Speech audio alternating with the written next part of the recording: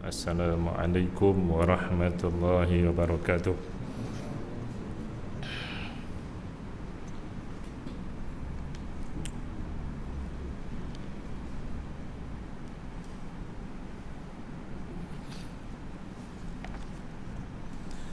Alhamdulillahi rabbil alamin, wassalatu wassalamu ala asyrafil mursalin wa ala alihi wa ashabihi ajma'in. Oh, kipas dia kuat bunyi. Malam ni tuan-tuan, sebab dah lama tak datang. Panjang dia tu, lama tak datang. Kita nak sebutkan malam ni satu perkara yang sangat-sangat penting kita faham sama-sama.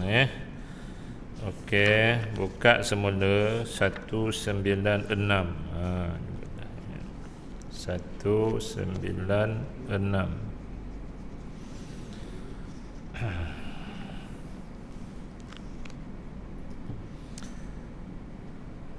Yang tak ada dengan denok.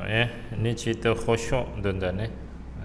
Cerita khusyuk dalam solat. Jadi khusyuk ni agak-agak dia penting dia macam mana.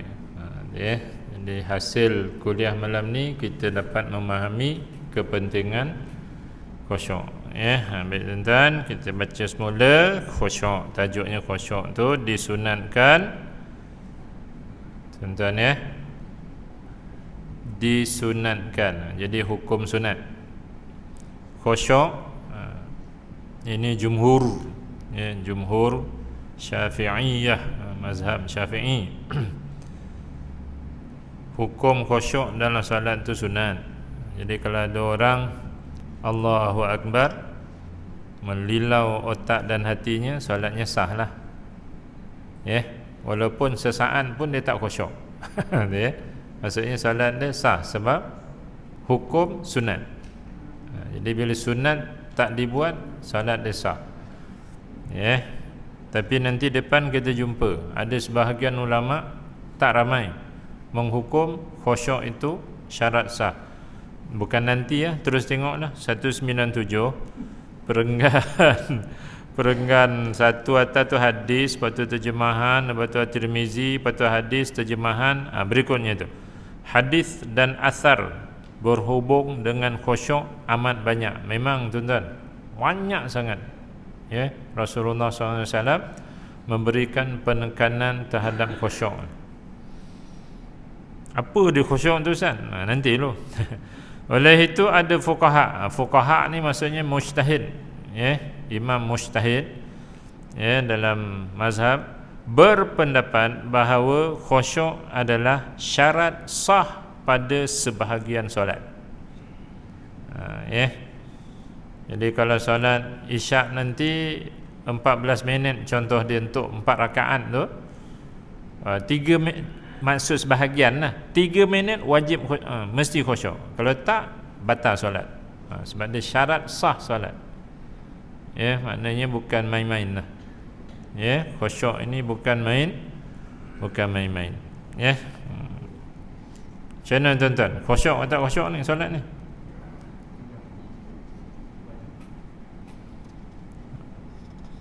Allahu Akbar, dah ingat nak makan tom yam apa. Kalau subuh Allahu Akbar, uti canai mana. Okey, baik, balik tadi. Sunat, disunatkan khusyuk zahir dan batin. Zahir dan batin, dua lah. Zahir maksudnya badan tak goyang-goyang, tangan tak gerak-gerak, kepala ni tak apa tunduk-tunduknya ni.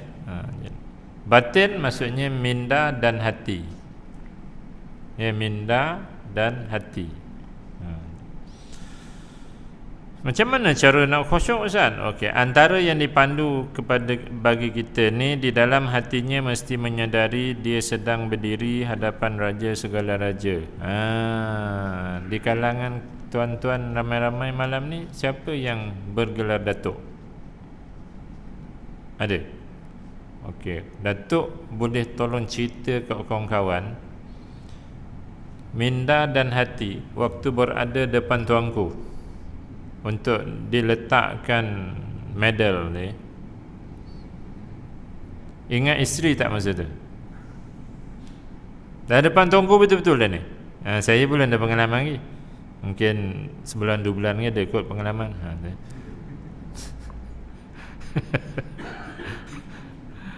Lepas tu panggil kuliah maghrib tak datang dah. Dengan susun kakinya yang elok, dengan kasutnya yang berkilat, dengan sampingnya yang rata keliling tak ada sengat, dengan zahir kan, dengan fokusnya ada tergaru-garu. Tok, mana Datuk kita ni? Ada tergaru-garu depan tunggu, ada tergoyang-goyang, tak ada jadi dipandulah kat kita ni, sebab manusia ni pengalamannya ngadap raja. Jadi dibuatlah ayat ini, dalam hatinya mesti menyadari bahawa dia sedang berdiri di hadapan raja segala raja. Jadi yang kita ambil pingat tu raja, ini raja segala raja.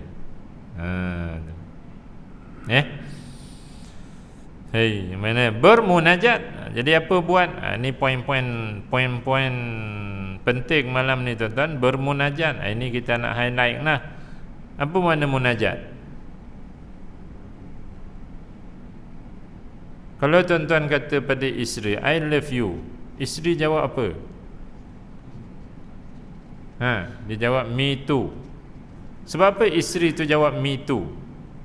Dia tak jawab me kari kan, me too. Sebab dia faham kita cakap tu I love you. Ceritanya munajat ini adalah perbualan dua pihak paling kurang, dua pihak paling kurang. Jadi dalam solat kita satu, Allah dua, Allah satu, jadi dua pihak lah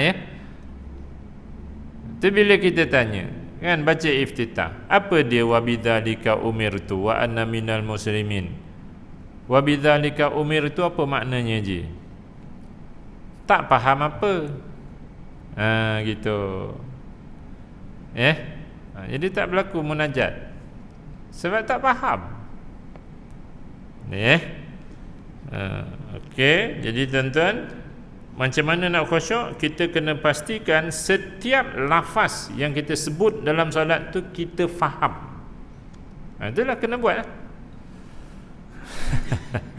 Kan petang tadi saya komen dengan kawan-kawan, dia tanya, Ustaz, apa pendapat Ustaz, Quran tak basah baji? Kan kita pun jawab lah, tak apa lah, siapa nak kagum-kagum lah. Cuma saya komennya, orang Melayu ni kalau benda-benda dahsyat tu dia kagum. Wali tu boleh jalan atas air, dia kagum. Kubur orang tu wangi, dia kagum. Quran tak basah, dia kagum. Tapi bila suruh hafal makna kalimah-kalimah perkataan dalam solat, dia tak nak hafal. Dia kagum, dia suka. Tapi bila suruh buat, dia tak nak buat. Dia kagum wali Allah, tapi suruh duduk iftirash, tegakkan kaki, tengok tadi tak ada pun 3-4 orang je yang buat. Moga-moga semuanya uzur lah. Jadi suka kagum Quran tak basah, kagum orang tu jalan tahayyu tak tenggelam. Orang tu yang hebat, Quran tu yang hebat. Kita siapa? Kan? Kalimah-kalimah yang kita baca dalam solat tak banyak, dia tak banyak. Campur kunut subuh tu tak banyak lah, sikit je. Dan sebab munajat. Munajat ni dua pihak, kita dengan Allah Ta'ala. Jadi Allah Ta'ala fahamlah apa kita sebut, kalau betul lah kan. Memang Allah faham lah masalah dia kita yang tak faham. Kacau. Jadi usahalah tuan-tuan kalau nak khusyuk. Kalau nak khusyuk. Okey, baik. Dalam hatinya juga mesti meyakini bahawa solatnya akan dipersembahkan kepada Allah. Ini kena pegang kuat-kuat lah tuan-tuan. Kena pegang kuat-kuat, kena yakin betul-betul. 3 rakaat maghrib tadi, 2 sebelum, 2 selepas, ada 7 kan. Dia bukannya habis kat dalam surau ni. 7 tu malaikat ambil bawa pada Allah Ta'ala. Ngapa lah ustaz tunjuk ke atas pula Allah ustaz? Susah nak cerita, nak jawab nanti ya. Jadi malaikat ambil bawa pada Allah Subhanahu Wa Taala. Dipersembahkan sebab cerita raja tadi. Saya mempersembahkan nangka kepada raja. Kita tak kata saya beri nangka pada raja kan. Ya, kita katanya sembahkan nangka pada raja. Tiba-tiba nangka tu kulit dia elok, dalam dia busuk. Agak-agak kenapa? Jadi jubahnya elok, kopiahnya elok, serbannya elok, selempangnya elok, sejadah elok, semua elok, tapi dalamnya tak ada khusyuk. Itulah perumpamaannya. Jadi dipersembahkan kepada Allah. Ini kena pegang kuat-kuat tuan-tuan. Boleh jadi bila solat tu dah sampai pada Allah Taala, boleh jadi Allah memulangkan semula solat itu kepadanya. Ini tuan-tuan, ini kepentingan. Boleh jadi Allah pulangkan balik kepada kita. Tadi kita baca hadis dan asar tentang khusyuk ni banyak. Antaranya hadis ni tuan-tuan, banyak ustaz-ustaz sebut dah. Bila solat tu dibawa naik pada Allah Subhanahu Wa Taala, mi'raj hamba kan, bawa naik pada Allah Taala. Kita tak naik, tapi solat kita naik. Kalau Allah tak terima, diremuk-remuk, direnyuk-renyuknya seperti mana kain buruk, lalu dipukulkan ke muka orang itu. Maka para ulama pun menyatakan sifat-sifat solat yang ditolak oleh Allah Ta'ala, antaranya apa? Dalam solat orang itu gelisah. Dalam solat ni dia gelisah, dia tak tenteram. Apa imam lambat banyak sangat baca ayat? Apa imam sujud lama pula ni? Dia gelisah. Dia tenang bila Assalamualaikum warahmatullahi, Assalamualaikum warahmatullahi, logo. Tu dia tenang. Tuan-tuan pernah rasa tak macam tu? Ada rasa tak macam tu? Ados. Dia nak sanang contoh tarawih 20 rakaat tu. Ngam yang 2 pertama tu kan. Aduh, lagi 8 boleh Dia berat, dia bukannya seronok. Itu tanda tuan-tuan, tanda. Sepatutnya Allahu Akbar, wah ada lagi 18 bermunajat tu. Kan saya selalulah buat contohnya, orang khusyuk dalam solat ni, dia akan solat itu jadi macam budak-budak baru berkenalan, mula bercinta tu, sekali jumpa, bukan sekejap, betul tak? Tuan-tuan tu tak ada bercinta tu kan? Ada? Kan? Dan ada mak kata kau nikah lah, dia tu nikah kan. Lepas tu puas lah nak bercinta, tak jadi cinta tu. Kan? Dia bila budak-budak bercinta berpeluk tak motor, slow, dia bawa motor tak laju-laju kan. Dia nak lama jumpa tu. Betul? Itulah solat orang khusyuk. Dia seronok dalam solat tu. Dia kalau yang tak khusyuk ni, dia sama macam apa? Macam laki bini dah bergaduh, bini tak boleh bawa kereta, yang pandai bawa kereta laki. Nak pergi beli barang ke Giant ke Tesco mana-mana kan. Jadi kenapa iya? Tapi tengah bergaduh. Laju tak bawa kereta tuan? Sebut ikut pengalaman tuan-tuan lah. Laju ke slow bawa kereta? Laju. Siapa masuk beli barang? Seorang ke dua? Masa bercinta tu, seorang ke dua masuk beli barang? Ni bukanlah pengalaman saya dah, tapi nak cakapnya. Tin sadin tu siap kira jari ayam tu berapa tu. Aduh, tanya Ustaz ada pengalaman tak? Ada. Dan dia cerita macam tu lah lebih kurang. Jadi tuan-tuan tak apalah. Pegang kuat-kuatnya. Solat kita, solat kita ni diserahkan kepada Allah Subhanahu Wa Taala. Jadi diberi amaran dekat kita ini. Kalau tak khusyuk, apa jadi tuan-tuan? Allah pulangkan balik. Tu. Ada set Ihya Ulumuddin tak bahasa Melayu? Banyak kitab nampak. Kalau ada tuan-tuan, nanti tuan-tuan cari jilid 1 tu. Dia cerita kehadiran hati, dia cerita khusyuk Dalam tu dibawa satu hadis dalam dia dengan terjemahan kali ada tu kan. Ada masa baca sikit kan, tak membazir kalau tak tu. Sebut di situ, inna awwala ma yunzaru fihi min amalil abdi as-salah. fa in wujidat tamatan kubilat minhu wasairu amalihi wa in wujidat naqisatan ruddat alaihi wasairu amalihi. Need to translate. The first amal among the amal done by slave of Allah will be counted is solat. Need to translate. Bila cakap orang putih tak payah, dekat Arabnya kena terjemah. Kan? Yang pertama amal kita nanti tuan-tuan Allah nak tengok ialah solat fardu. Maksudnya solat fardu, solat fardu. Kalau didapati solat itu ini pun dah kurang, ni pun dah kurang kan. Okey, penuh. Sempurna itu cerita tu. Kita tak ajak orang solat untuk sah. Kita ajak orang solat secara sempurna. Itu yang kita kempen, duduk iftirash, duduk tawarruk, baca tartil, kita dah belajar dah kan. Sebab tu kita kempenkan itu.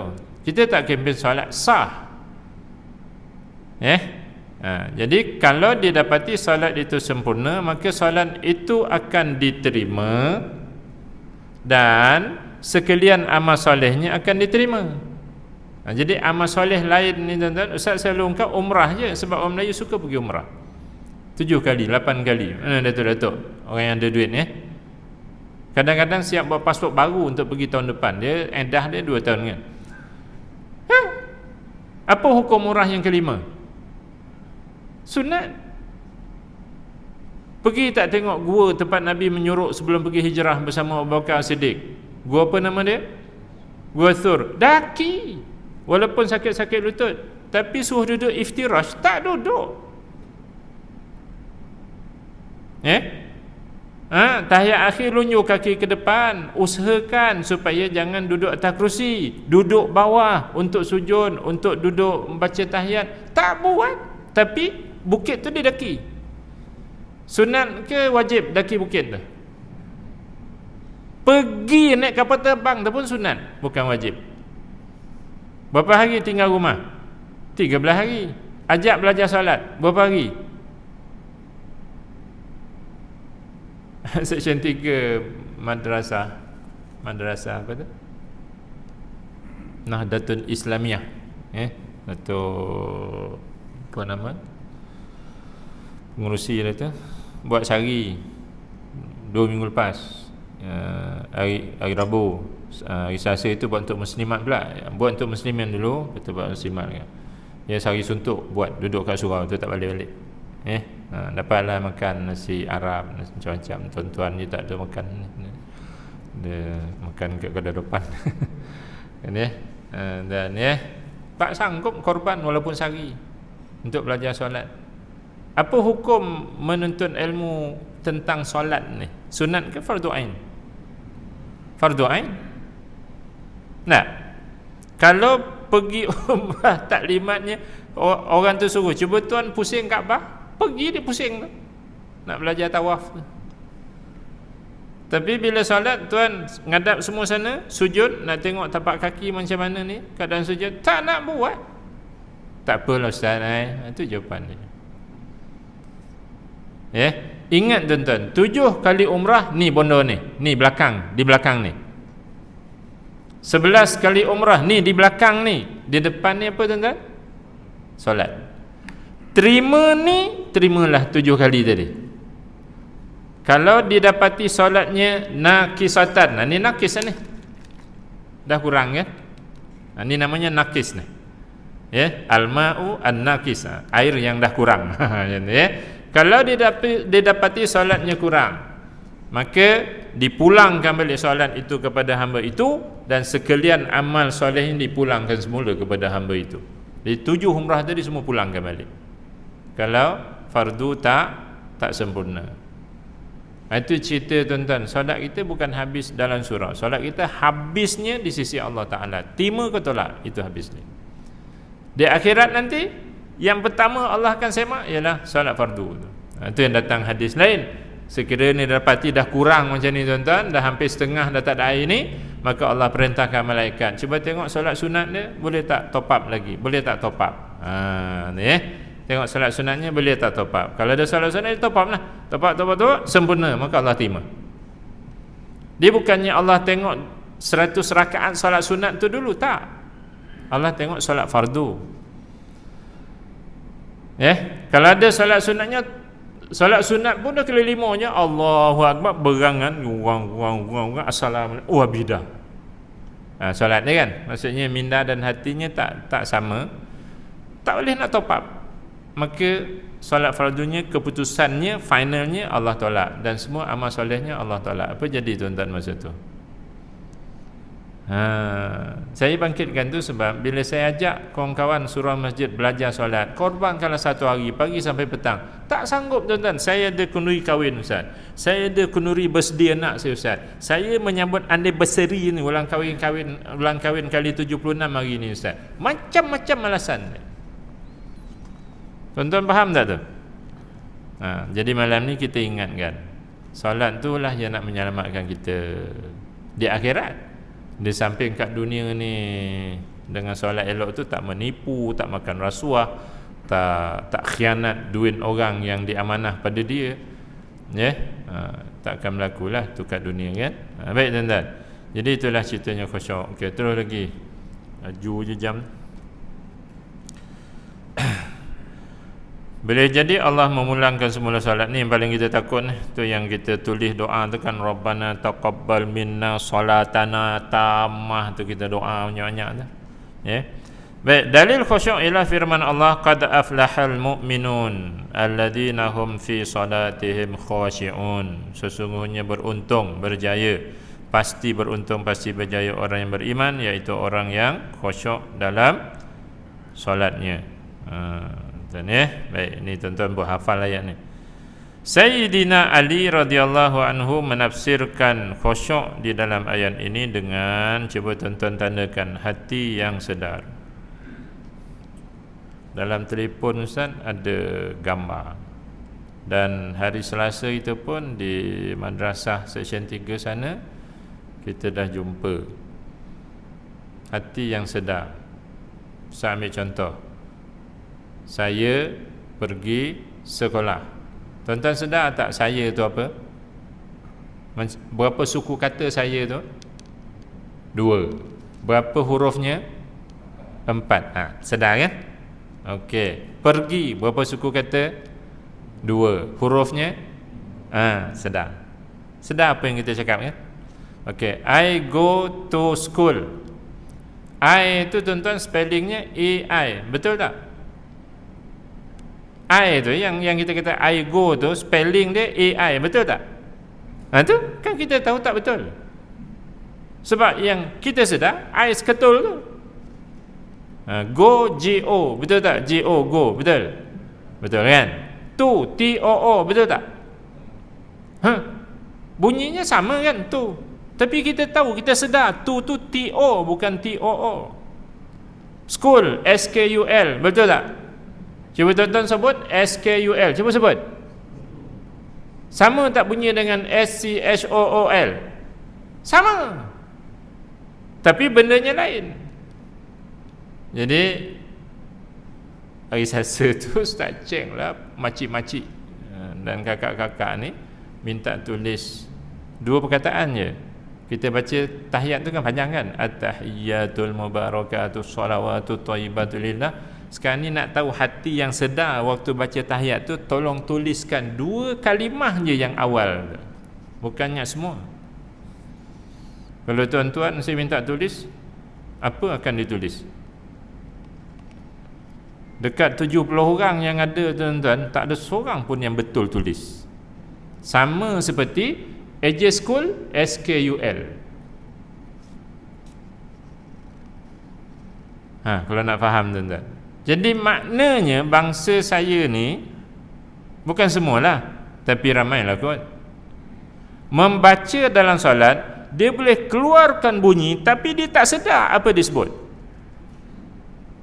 Kalau dia sedar, dia boleh tulis kan? School, S-K-U-L. Oh salah Ustaz. Sebab yang kita sedar S-C-H-O-O-L.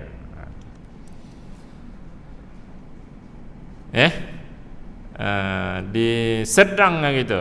Tengok geng-geng semua sarjana muda belaka hadir kuliah Zuhur ya, kuliah Zuhur. Kita pun tak ada kuliah lagi ni ambil pen, ambil kertas, ambil kertas kan. Saya minta tulis siratal ladzina an'amta 'alaihim ghairil maghdubi 'alaihim waladdallin. Minta tulis satu-satu perkataan. Macam saya pergi sekolah kan 3 perkataan. Satu-satu. I go to school. I go to school. Ada 4 kan? Satu-satu tulis, nak tengok spelling ni. Jadi mintalah tulis siratal ladzi sampai waladdallin tu satu-satu kalimah. Ada tuan-tuan 2-3 orang ghairil tu dia tulis ghin, ya, ra, lam mati. Ghin tu baris atas, ya tu mati, ghai kan. Ra tu baris bawah, lam tu dimatikan, ghairil. Kemudian mim, ghin, maghdu, kemudian bi alaihim. Ini yang dia sedar tuan-tuan. Saya kata, Ji, macam ni Ji, solat Haji dari mula akhir balik dulu tak sah ni. Sebab rupanya tak reti kalimah yang disebut tu apa. Ini realiti tuan-tuan, solat bangsa saya. Jadi sebab tu walaupun jalan sejam lebih, balik sejam lebih, kuliah dapat 50 minit je, tak apalah, datanglah sebab benda ni penting. Kalau ikut berbaloi memang tak berbaloi. Kalau nak sapu dunia minta 2,500 sekali ceramah kan, ini berapa ringgit suruh bagi kan. Tapi sebab benda ni penting tuan-tuan. Dan kita sayang kat semua orang kan. Bila sayang ni kan, banjir-banjir tu pun sayang, sanggup mati bersama kan. Gitu, sebab sayang kan. So kita sanggup lah, walaupun orang marah kadang-kadang sebab dia buat tak betul. Bila kita cakap tu dia marah. Ustaz ni entah apa, macam mana cara dia marah Baik tuan-tuan, itu cerita khusyuk Seolah-olah saya boleh buat kesimpulan, kunci utama Allah nak terima solat ni khusyuk. Seolah-olah lah. Sebab apa tuan-tuan?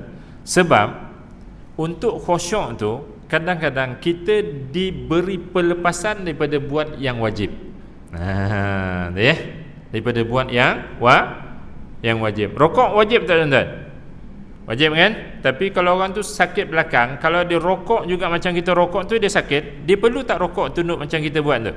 Tak perlu, dia tunduk sikitnya supaya dia jangan sakit. Sebab sakit boleh hilangkan khusyuk. Jadi khusyuk tak boleh tinggal. Rokok tadi boleh tinggal, dia hanya tunduk sikitnya. Tuan-tuan, buka Musa 36, saya tunjukkan dia punya ayat dia punya ayatnya. Kita punya tata cara doa dah 2,000 lebih share Alhamdulillah lah kan? Tapi ada yang marah kan, kita ustaz menghina orang dia kata. Kita nak ajar cara doa yang elok, rasanya dia buat tangan letak kat lutut, dia marah. Okey tuan, 36, perenggan nombor 2. Tidak mampu berdiri, tajuk tu kan. Perenggan yang kedua, Ar-Rafa'i berkata, bukanlah yang kami maksudkan tidak berupaya itu terbatas kerana tidak upaya untuk sujud, tetapi ia juga merangkumi tidak boleh berdiri kerana takut ditimpa kebinasaan, tenggelam, bertambah sakit. Tengok tuan-tuan ni, bertambah sakit. Takut ditimpa kepayahan. Jadi dengan mengalami kepayahan tu nanti khusyuk dia hilang. Atau takut pening kepala bagi penumpang kapal sebagaimana telah sebut sebelum ini. Point. Ar-Ramli menggabungkan pendapat Imam An-Nawawi rahimahullah dalam kitab Ar-Radah dan Majmu' bahawa khusyuk akan hilang disebabkan oleh kesusahan yang melampau. Jadi orang tu sakit belakang tadi, kalau dia cuba tunduk macam kita buat rokok tu, dia akan sakit yang melampau, khusyuk dia hilang. Jadi dia tak payah buat yang wajib tadi, yang rokok tadi. Dia kena jaga khusyuk ni. Jadi dia tunduk sikit je.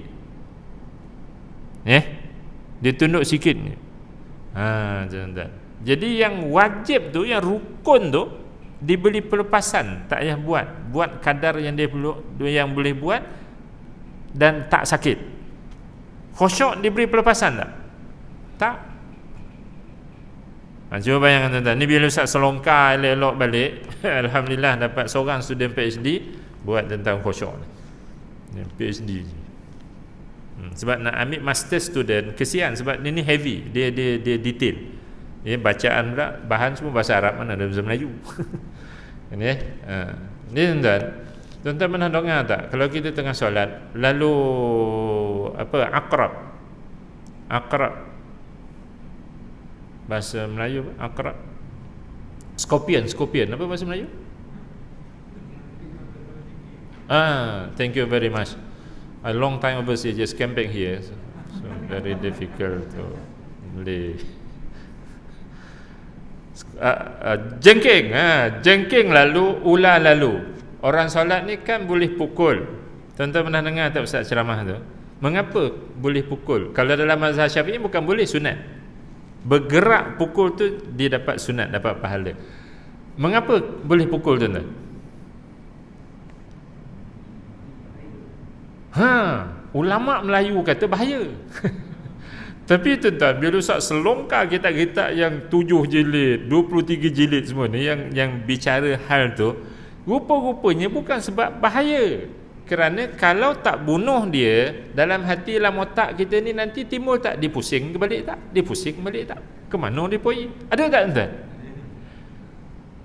Itu rupanya sebab disunatkan bunuh tu, yang dibenarkan bergerak untuk kita bunuh. Bukan kerana takut mati dipatuk. Cerita khusyuk tuan-tuan. Lalu disebut contohnya dalam kitab Bada'i' wa Sana'i' Al-Kasai, dia dalam mazhab Hanafi, tapi kat situ best dia punya ulasan dia. Dia kata apa? Kerana bergerak membunuh ular itu adalah mudarat yang kecil. Sekalipun 7-8 kali dia bergerak kan, dibenarkan tak batal solat. Tetapi hilang khusyuk adalah mudarat yang besar. Tengok tuan-tuan ungkapan ulama. Kat sini saya faham. Khusyuk ni bukan main-main. Sebab tu kita sendirilah kalau terlalai tu memang lanat dirilah sampai datang solat berikutnya tu. Katalah solat zuhur kan, kita terlalai. Kerja banyak ni, mesyuarat tadi tak habis, berhenti solat zuhur, nanti mesyuarat lagi, kita terlalai. Maksudnya kita melanat diri kita sampai asar nanti. Sebab dah sedar dah khusyuk itulah punca Allah nak terima atau tolak solat. Sampai disebut kat situ bergerak jadi macam tak elok tadi tu mudarat kecil. Jadi dibenarkan untuk mengelakkan mudarat besar. Apa mudarat besar tadi? Hilang khusyuk. Disebabkan mana pula nyolit pula jengking tu mana bos jadah kot. Khusyuk lagi tak ada. Dah hilang dah kan? Tu gambaran ni tuan-tuan. Bila diselongkar kadang-kadang student kita ni tuan-tuan, student dewasa lah ni yang buat PhD kan, bukan dia yang mencari pun, kita yang mencari. Jumpa kita fotokopi tunjuk kat dia, suruh dia baca. Sebab kita nak jadi guru, jadi sama-sama lah cari kan. Sebab tu dia suka buat PhD dengan kita. Kita tolong dia cari. Jumpa tuan-tuan benda-benda ni, dan malam ni kongsi lah kat sini. Rupa-rupanya tuan-tuan khusyuk ni bukannya main-main. Fi'li tadi, fizikal tadi ada yang dimaafkan, tak payah kita buat. Tapi khusyuk tak. Engkau solat berdiri ke, solat duduk ke, solat ngereng ke, solat terlentang ke, solat menelangkup ke, khusyuk tak boleh hilang. Berdiri itu kan rukun kan? Boleh hilang, boleh duduk kalau tak mampu. Tu. Dia ada pelepasan dia. Dia khusyuk tak ada. Jadi tuan-tuan, agak-agak solat kita lepas-lepas ni macam mana ya? Doanya banyak tu, Rabbana taqabbal minna salatana tamma. Doanya banyak lepas ni jangan lalai dah. Itu cerita hati yang sedar. Hati yang sedar kan. Suruh tulis kunut innahu la yadillu man walaid wala ya'izzu man adait tabarakta rabbana wa ta'ala. Suruh tulis kalimah yang kita sedar sebut tu kalimah apa tu. Kalau malam ni kita bagi seorang satu pen, satu kotak, suruh tulis. Okey tak okey tuan? Tuan-tuan lari balik kau tunggu. Tu nak cerita status solat kita tuan-tuan. Tuan-tuan boleh faham ni kan? Ini bukan penghinaan ni, bukan mencungkil kelemahan ni Ini nak muhasabah status solat kita. Jomlah kita usaha. Maknanya lepas ni ada siri bengkel mengenali kalimah-kalimah dalam solat. Tanya je. Dah boleh dah kan program boleh dah program sekarang ni. Buatlah kat hotel. Ada kerusi, ada meja.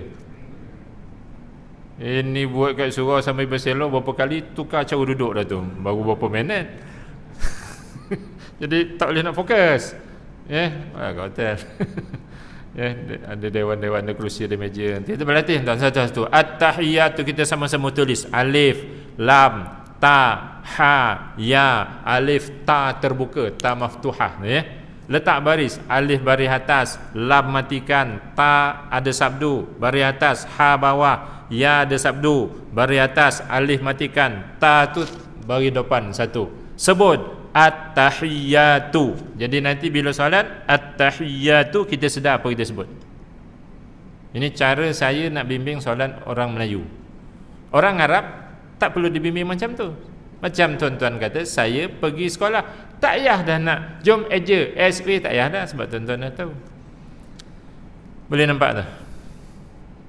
Sampai tak tengok bola ni tuan-tuan. Tu yang saya geram tu, bola habis dia tengok. Kan dulu kita dah tanya kan, Santok Sing dia kena, Soh Chin An dia kena. Tapi at-tahiyat dia tak tahu lafaz dia. Tu yang kita jadi sedih. Sebab kita dah cakap, kita sayang semua. Kita nak semua itu ni solat kita diterima Allah Ta'ala. Baik tuan-tuan. Cuba tengok hadis ni. Kalau khusyuk tu, tuan-tuan hafal tak surah Al-Mu'minun ni? Qad aflahal mu'minun alladhina hum fi salatihim khashi'un walladhina hum 'anil lagwi mu'ridun. Tuan-tuan hafal tak? Walladhina hum 'anil zakati fa'ilun. Okey. Nanti tuan-tuan balik buka Quran, tengok ayat 10 ayat 11 kalau tak silap kan. Ulaika humul warithun alladhina yarithunal firdausahum fiha khalidun. Mereka itu mewarisi syurga Firdaus yang kekal abadi di dalamnya. Cerita khusyuk, tapi anugerah dia apa? Syurga Firdaus. Anugerahnya besar. Agak-agak khusyuk ni kecil ke besar? Tu. Situ pun kita dah boleh faham. Tiba-tiba berangan sana berangan sini solat kan. Kami pun tuan-tuan kadang-kadang jadi imam tu berangan. Tak sedar menyebut sirat ihdinas siratal mustaqim. Sedar-sedar dolid gitu. Tuan-tuan kat belakang amin. Itu kami jadi imam.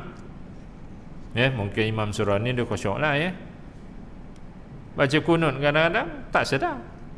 Habis wasallam, pum sujud. Baras-baras junun-junun. Kan baik tuan-tuan. Syurga Firdaus tu dijanjikan. Jadi bukan khusyuk ni bukan calang-calang lah bukan main-main lah. Okey, tengok hadis ni muka surat 97, tengok ni. Ni satu lagi ni. Ma min 'abdin muslimin yatawaddau fayuhsinu wudu'ahu thumma yaqumu fayusalli rak'ataini yuqbilu 'alaihima biwajhihi wa qalbihi illa wajabat lahul jannah. Tidaklah seorang hamba muslim itu berwuduk lalu menyempurnakan wuduknya. Ini kita bicarakan Naji next nanti. Wuduk yang sempurna. Dah siap dah nota dah. Kemudian dia bangun mengerjakan solat sebanyak 2 rakaat menghadap Allah. Poin dia tuan-tuan ialah dengan wajah, iaitu jasad dan hatinya. Itu poin di situ. Dengan wajah tu wakil kepada zahir jasad dan hatinya batin tadi.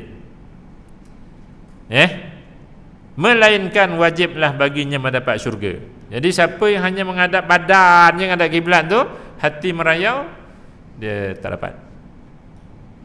Tuan-tuan 2 rakaat, bukan 20, bukan 200, 2 rakaat. Sempurna wuduknya, bangun buat 2 rakaat. Ngadap Allah dengan tubuh badan dan hati serta minda dia lah maka syurgalah tempatnya. Firdaus tadi yang dijanjikan tadi. Jadi senang ni masuk syurga ustaz. Bukan senang. Sebab nak dapat menghadap Allah dengan hati ni bukan senang. Tu tuan-tuan. Tu cerita khusyuk.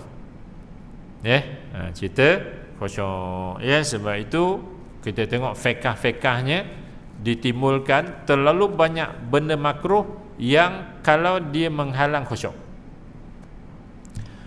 For example, kan?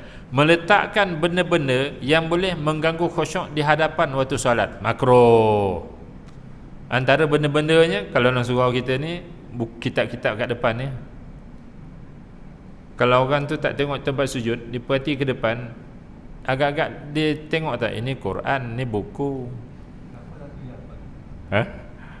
Agak-agak dia tengok tak tu. Dia kata, ini macam pernah baca buku ni.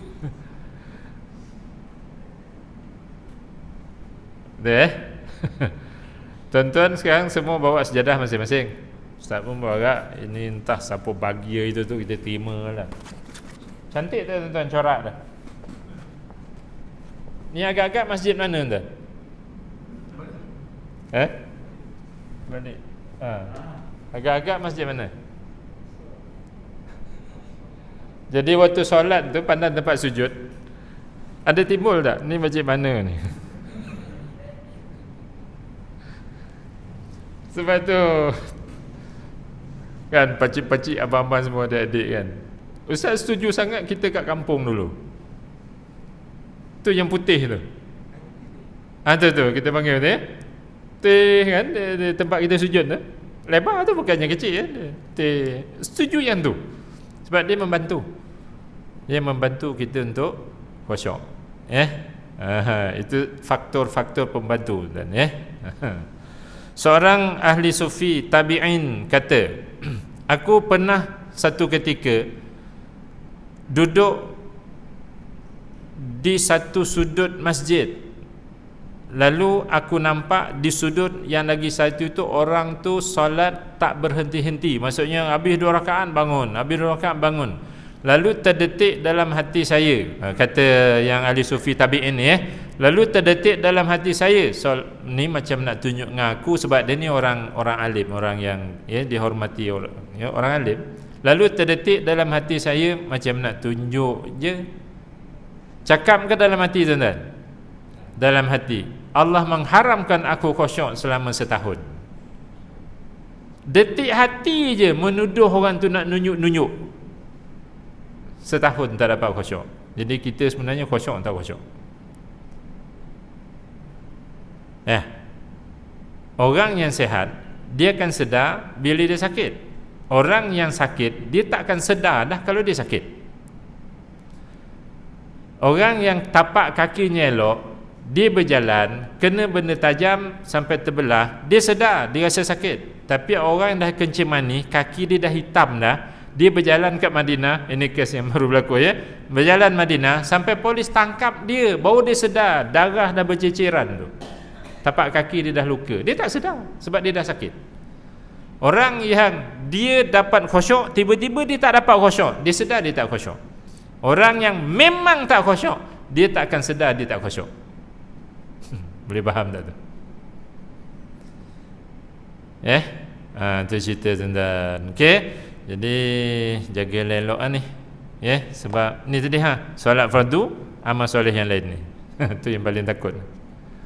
Yang bila baca je kita sampai ke situ tuan-tuan termenung. Tak baca dah baris bawah tu. Tak baca dah baris bawah tu. Sampai situ menung bermuhasabah.